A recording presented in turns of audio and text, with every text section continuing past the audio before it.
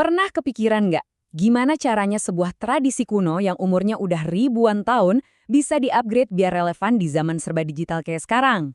Nah, hari ini kita bakal bongkar cerita super menarik tentang BAZS dan bagaimana mereka merevolusi zakat di Indonesia untuk menjawab tantangan modern.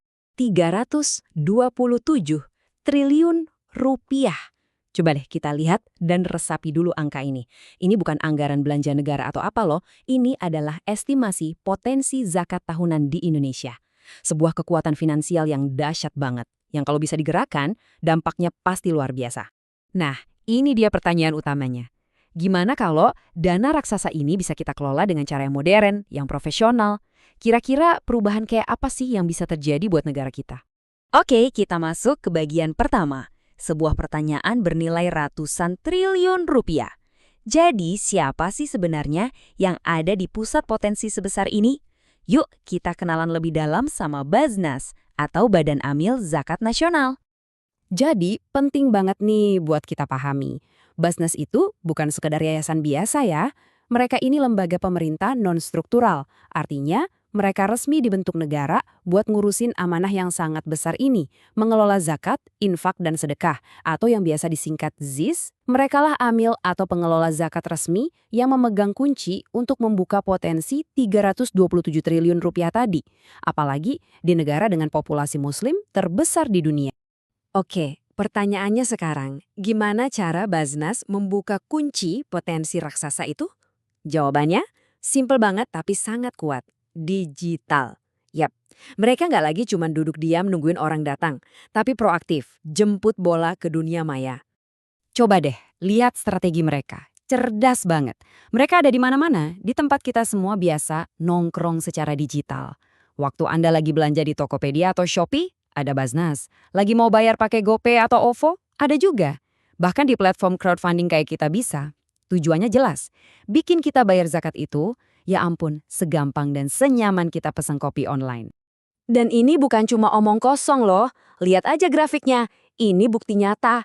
Angka pengumpulan ZIS mereka itu naik terus, konsisten di angka 20-30% setiap tahunnya. Ini nunjukin kalau kemudahan itu ketemu dengan niat baik, hasilnya wah luar biasa banget. Tapi ngumpulin dana itu kan baru setengah jalan, ya kan? Pertanyaan yang jauh lebih penting justru, dananya dipakai buat apa? Nah, disinilah ceritanya jadi makin menarik. Kita akan lihat ada pergeseran cara berpikir yang fundamental banget.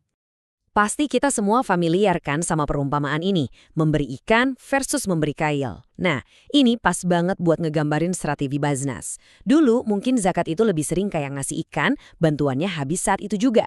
Sekarang fokusnya total beda. Mereka ngasih kail, bahkan bukan cuma kail, tapi juga perahunya dan cara mancing yang benar. Tujuannya satu, kemandirian jangka panjang.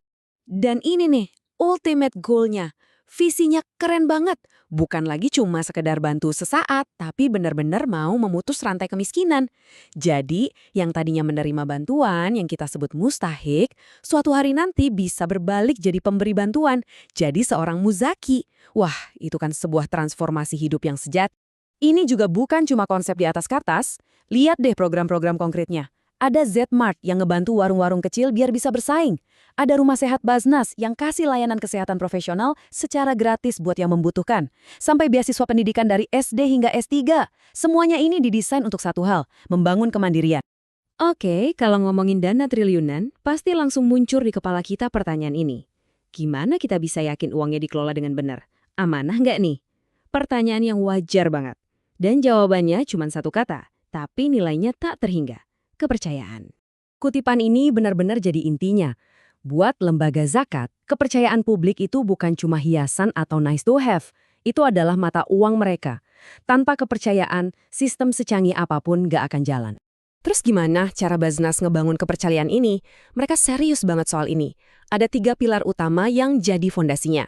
Pertama, pelacakan digital yang real time. Kedua, audit berlapis yang super ketat, dan ketiga, sertifikasi standar global. Jadi bukan main-main. Yuk, kita lihat lebih detail. Ada yang namanya Simba. Ini sistem canggih buat kita bisa lihat aliran dananya secara langsung. Terus, laporan keuangan mereka itu selalu dapat predikat WTP, alias wajar tanpa pengecualian. Gampangnya, Kata auditor independen, laporan mereka itu bersih dan akurat. Belum lagi sertifikasi ISO. Ini kayak stempel jempolan dari dunia internasional, baik buat manajemen mutu sampai sistem anti-suap. Lengkap. Tapi biar adil, kita juga harus lihat sisi lainnya. Cerita ini belum selesai. Walaupun pencapaiannya udah keren banget, perjalanan Basnas ini jujur aja masih panjang. Masih banyak tantangannya. Grafik ini nunjukin segalanya, nggak perlu banyak kata-kata. Lihat deh jurang yang menganga antara potensi 327 triliun dengan realisasi pengumpulan yang baru di kisaran 30 triliun. Jauh banget kan? Ini bukan cuma angka, ini adalah pekerjaan rumah besar kita bersama. Nah, terus kenapa bisa begitu? Ada beberapa alasannya. Pertama, soal literasi. Kita semua tahu, ngasih langsung ke orangnya itu rasanya lebih dapat gitu ya, lebih personal. Tapi kita jadi kehilangan kesempatan buat bikin dampak yang lebih besar dan sistematis lewat lembaga. Kedua, perlu ada kerjasama yang lebih solid lagi antar semua lembaga zakat biar nggak jalan sendiri-sendiri. Dan yang paling penting, ya terus-menerus mengedukasi kita semua tentang hebatnya kekuatan zakat kalau dikelola bareng-bareng. Jadi kesimpulannya, dari semua yang kita bahas, jelas banget ada satu transformasi besar.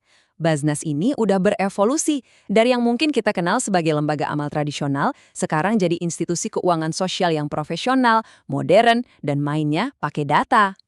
Sebagai penutup, saya mau tinggalin satu pertanyaan buat kita renungkan sama-sama. Dengan semua alat modern ini, dengan kepercayaan publik yang terus dibangun, mungkinkah zakat bisa jadi lebih dari sekedar kewajiban ibadah? Mungkinkah ia bisa jadi salah satu mesin penggerak utama pembangunan bangsa kita? Jawabannya mungkin ada di tangan kita semua.